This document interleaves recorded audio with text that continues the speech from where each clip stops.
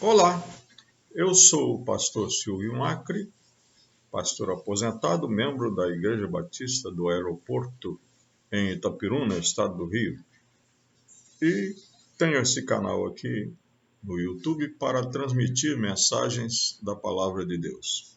A nossa mensagem de hoje tem como título Um Chamado Radical e está baseada no Evangelho de Marcos, no primeiro capítulo do Evangelho de Marcos, versículos 14 a 20. Diz assim a palavra de Deus: Depois que João foi preso, Jesus foi para a Galiléia, onde anunciou as boas novas de Deus. Enfim chegou o tempo prometido, proclamava. O reino de Deus está próximo. Arrependam-se e creiam nas boas novas. Enquanto andava à beira do mar da Galiléia, Jesus viu Simão e seu irmão André. Jogavam redes ao mar, pois viviam da pesca.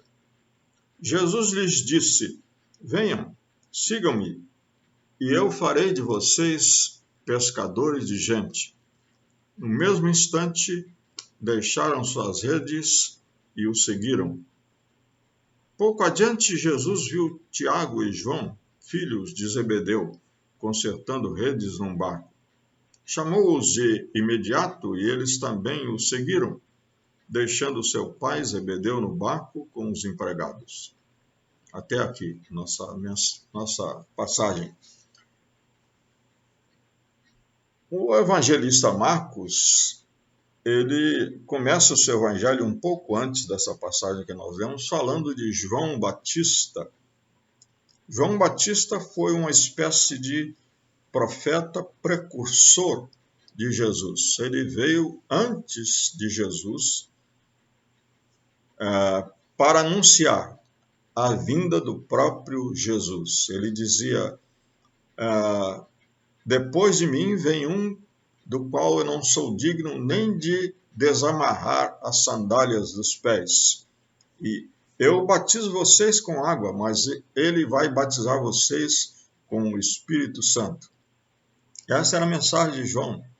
Ele chamava o povo ao arrependimento, a uma volta para Deus. E Marcos diz que toda a população da Judéia e até mesmo os habitantes de Jerusalém, a capital, vinham a ele no Jordão para ouvir a sua mensagem e para serem batizados. Porém, ao invés de ser promovido lá do deserto para um lugar de honra, João Batista foi preso e mais tarde ele foi morto na prisão. Jesus não esperava coisa melhor. Jesus também esperava que ele seria perseguido, que ele seria morto. No Evangelho de Mateus, no capítulo 16, ele justamente menciona isso. Jesus disse que era necessário que ele fosse a Jerusalém, sofresse muitas coisas terríveis nas mãos dos líderes do povo, dos principais sacerdotes e dos mestres da lei.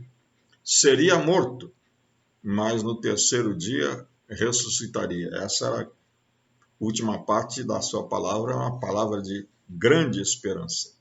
E em seguida Jesus disse para os seus seguidores: se alguém quiser ser meu seguidor, se alguém quer ser meu seguidor, negue a si mesmo, tome a sua cruz e siga-me. E o evangelista Lucas faz um complemento a essa declaração, diz: tome a sua cruz diariamente. O chamado de Jesus é um chamado radical, porque muda completamente a vida de quem queira segui-lo. Jesus fala em tomar a cruz, mas é muito mais do que isso. Tomar a cruz é uma expressão que abrange muito mais coisas. Aqui nessa passagem que lemos, nós vemos que seguir a Jesus é viver sob o governo de Deus. O chamado de Jesus para segui-lo é um chamado radical porque é para viver sob o governo de Deus. Os contemporâneos de Jesus diziam que Deus ia mandar um rei, como se fosse um grande militar, um chefe político, que ia promover o reino de Deus, mas era um reino político. Israel seria uma grande nação que conquistaria a sua liberdade e seria hemogênico sobre o resto do mundo.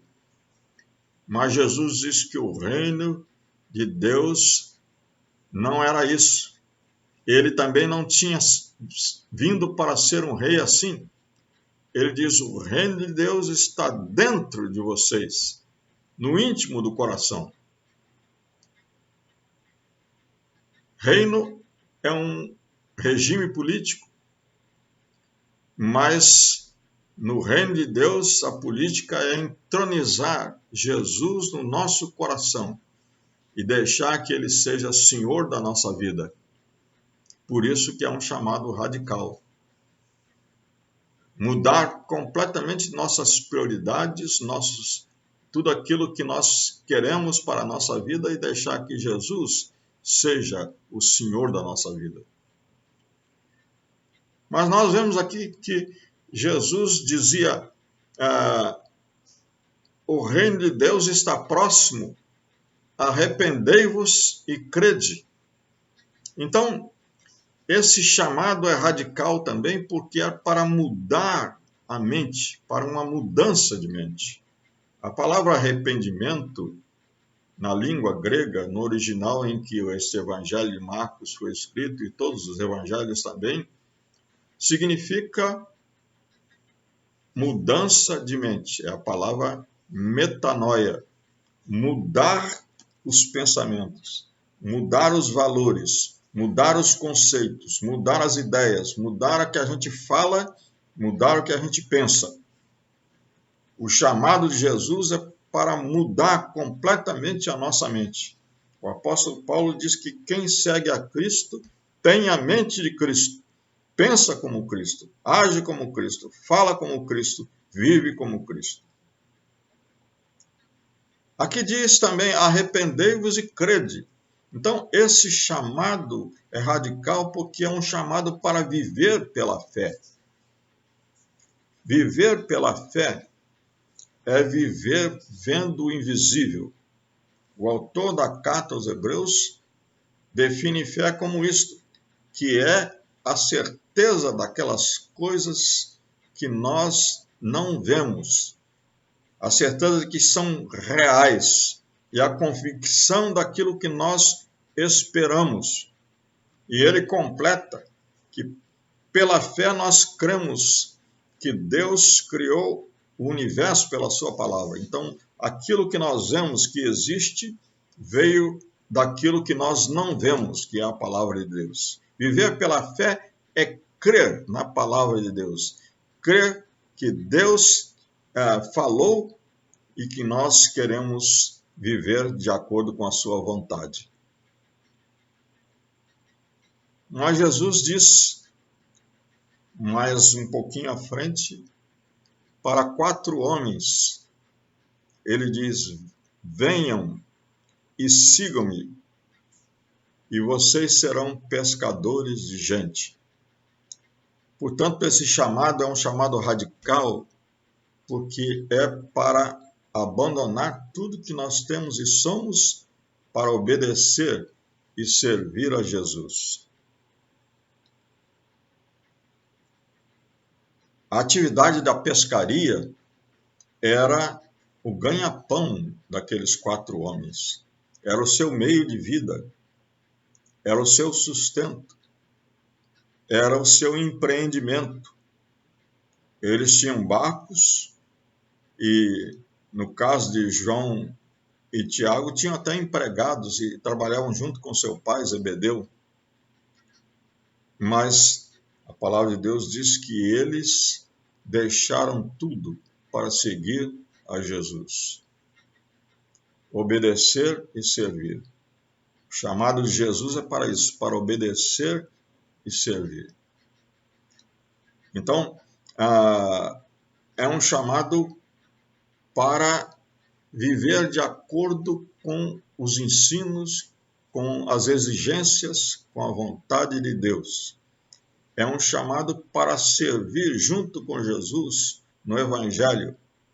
É um chamado para cuidar de pessoas, para ser pescadores de gente, para realmente fazer aquilo que Jesus veio fazer. Diz que Jesus veio buscar e salvar a humanidade e Ele quer que nós também o ajudemos nessa tarefa.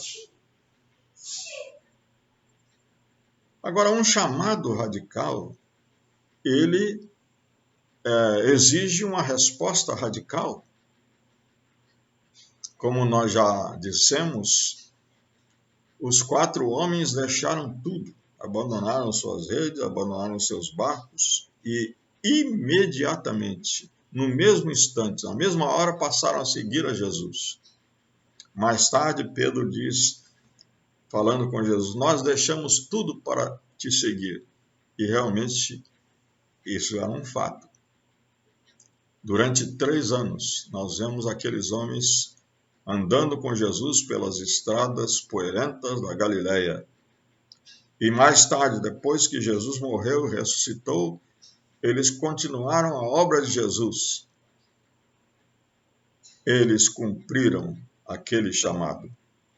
E eu pergunto, qual é a sua resposta ao chamado de Jesus?